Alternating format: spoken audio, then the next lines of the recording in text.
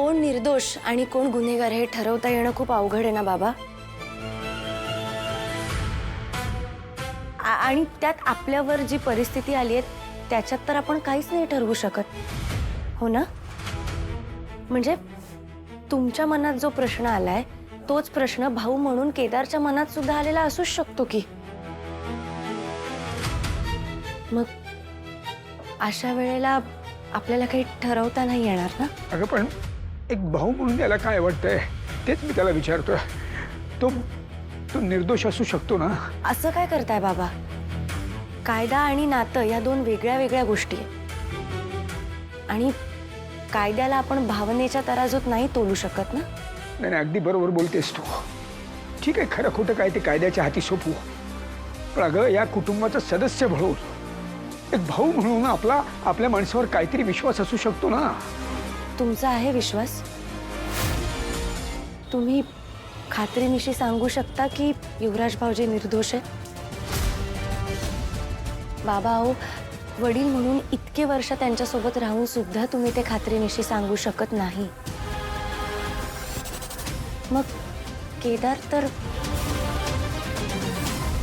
खरंय, त्याचं आतापर्यंतचं एकंदर वागणं बघता त्याच्याविषयी खात्रीनिशी कोणीच काही सांगू शकत नाही. काकू तुमचा राग आधी शांत करा. हा, तुला राग दिसतोय का फक्त?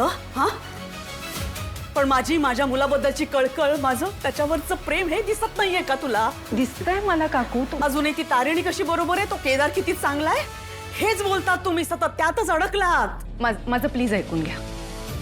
मला मान्य आहे की केदारनी जे काही केलंय ते तुम्हाला पटलेलं नाहीये, पण ते का केलं हे आपल्या सगळ्यांना माहिती आहे ना. बापूराव जामखंडे तिकडे पोहोचले म्हणून हा सगळा प्रॉब्लेम झाला. प्रॉब्लेम त्यांचा नाहीच आहे, प्रॉब्लेम खरं तर तुमच्या डोक्यात झालाय. त्या केदार तारिणी त्यांच्यामध्ये अडकलात तुम्ही, त्यांनी ना भुरळ घातली आहे तुम्हाला. उतरती कळा लागलीच आहे या घराला, पण त्या दोघांचं भूत तुमच्या डोक्यावरून उतरेपर्यंत खांडेकरांचं संपूर्ण घर उद्ध्वस्त झालेलं असेल हे लक्षात ठेवा. माझं ऐकून घ्याल तुम्ही? नाही, मला तर काही ऐकायचंच बरं नाही. ठीक आहे, ऐकू नका. ठीक आहे, ऐकू नका. नाही ऐकायचं ना तुम्हाला, काही हरकत नाही. फक्त हे बघा हा फोटो युवराजच्या हळदीतला आहे ना. हा युवराज आहे आणि हा कोण आहे? गुलाब, बरोबर ना? तुम्ही म्हणताय की युवराज या सगळ्यात इन्व्हॉल्व नाहीये, करेक्ट? हे सत्य आपण कसं नाकारणार आहोत? ठीक आहे, तुमचं म्हणणं आहे की तारिणीने जे काही केलं ते चुकीचं केलं, पण मग हे काय आहे हे तर आपण नाकारू शकत नाही ना. बरं, मी हेही मान्य करते की मिस्टर जामखंडे त्यांनी केदारला गुळात घेतलं आणि केदारकडनं हे वदवून घेतलं, पण जे वदवून घेतलं ते खरं आहे ना. हा फोटो तर खरा आहे, बरोबर ना? युवराज एकत्र. काकू, एक आई म्हणून, एक बहीण म्हणून आपल्याला हे वाटणं अगदी स्वाभाविक आहे की युवराज गुन्हेगार नाहीये, पण जगाला हे बघितल्यानंतर जगाला काय उत्तर देणार आहोत आपण? तुम्ही सांगा मला. युवराजचा कुठलाही मित्र त्या हळदीत आला नाही, मग हा गुलाब का आला? हा तिकडे का आला? कशासाठी आला? या प्रश्नांची उत्तर आहेत तुमच्याकडे? एवढा मोठा गुन्हेगार, त्याचं कनेक्शन काय आहे आपल्या युवराजशी? या प्रश्नाचं उत्तर आहे तुमच्याकडे? एक बहीण म्हणून आणि एक आई म्हणून नाही, एक माणूस म्हणून हे असं काय आहे हा प्रश्न पडायला हवा. माणूस म्हणून किती स्वतःची समजूत काढली तरी बाप म्हणून मनात एक हुरहुर राहतेच ना ग.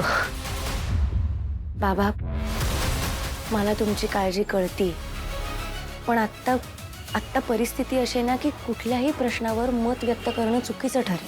बरोबर आहे ग तुझं, पण युवराजचं हे असं जेलमध्ये असणं आणि आपल्याला काही करता न येणं याबद्दल बाप म्हणून किती हतबल वाटतंय हे मी शब्दात नाही सांगू शकत. मग अशा वेळेला स्वतःची काळजी घेणं जास्त गरजेचं आहे ना, हो की नाही? 10:15 वाजलेत. बसा इथे. गोळ्यांची वेळ झाली आहे तुमच्या. केदार, तुझ्याही लक्षात राहत नाही का? तू तरी लक्ष ठेवत जा ना. आणि मी किती विसरलो तरी माझी काळजी घ्यायला तुम्ही दोघं आहातच की, नाही का?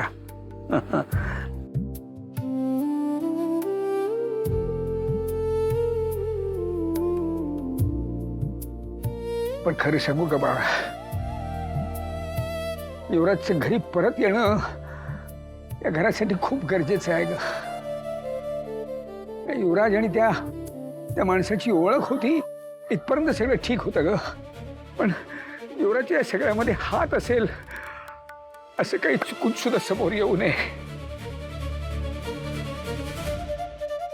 बाबा, तुम्ही नका काळजी करू.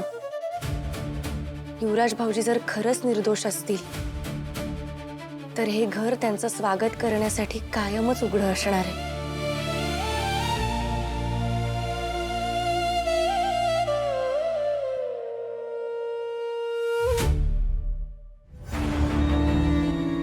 ए बाबा, हे घे, गिळून घे.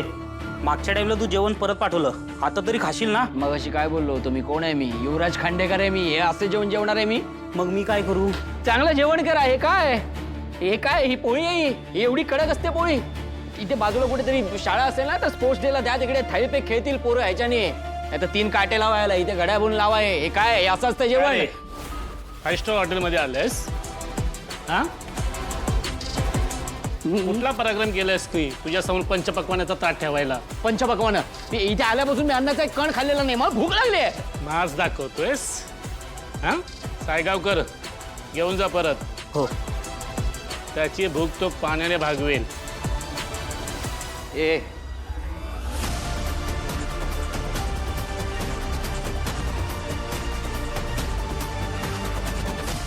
उतरला का?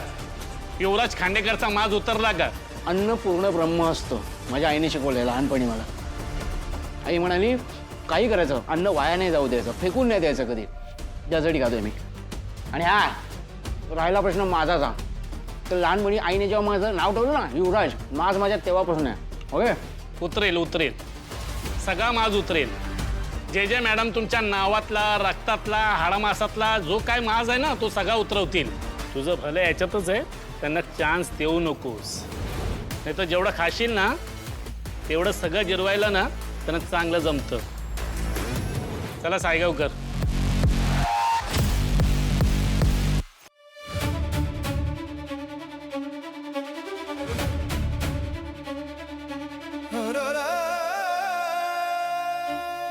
तुझी परिस्थिती कळतीये मला, पण केदार, तुला एक भाऊ म्हणून आणि मला एक बहीण म्हणून या कुटुंबाची जबाबदारी पार पाडावीच लागणार आहे. आणि हे सगळं करत असताना आपण स्पेशल क्राईम युनिटचे ऑफिसर्स आहोत. त्यामुळे आपल्याला समाजाची सुद्धा कर्तव्य पार पाडावी लागतील. मला माहिती आहे या सगळ्यामध्ये आपली खूप ओढाताण होते, आपल्या मनाचा खूप गोंधळ होतो, पण आपण त्याला काहीच नाही करू शकत केदार. ही परिस्थिती या आधी सुद्धा होती आणि इथून पुढे सुद्धा असणारच आहे. मग अशा वेळेला आपण स्ट्रॉंग राहायला हवं ना.